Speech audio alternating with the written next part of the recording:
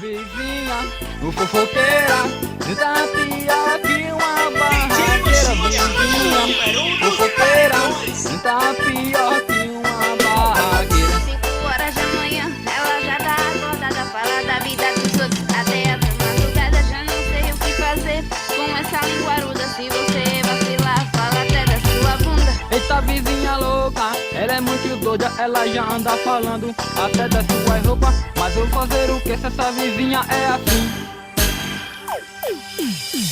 Vizinha, o fofoqueira, tá pior que uma barraqueira. Vizinha, fofoqueira, tá pior que uma barraqueira. Na hora de comer, é no meio da rua. Quando presto atenção, já tá lá na outra rua.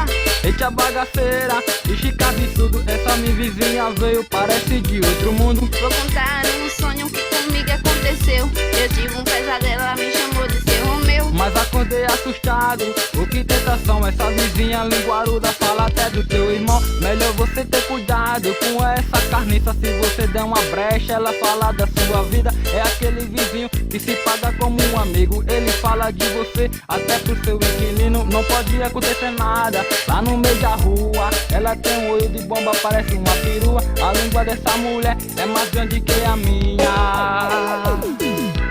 Vai, vizinha, fofoqueira, tá pior que uma barraqueira. Vizinha, fofoqueira, tá pior que uma barraqueira. 5 horas da manhã, ela já tá acordada, fala da vida dos outros até outra madrugada. Já não sei o que fazer com essa linguaruda. Se você vacilar, fala até da sua bunda. Vizinha, fofoqueira, tá pior que uma barraqueira. Vizinha, fofoqueira, tá pior que uma barraqueira. Na hora de comer, é no meio da rua. Quando presto atenção, já tá lá na outra rua.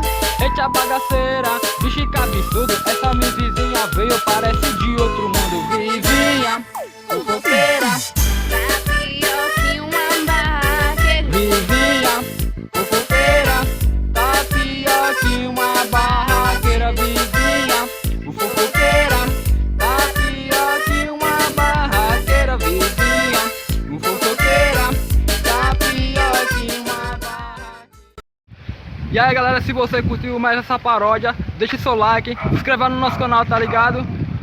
Esse vídeo aqui vai estar em plenamente 2 canais. Vai estar no meu, Baby Go, e vai estar no ele e ela, que é o canal da gente aqui. Só agradece e fortalece.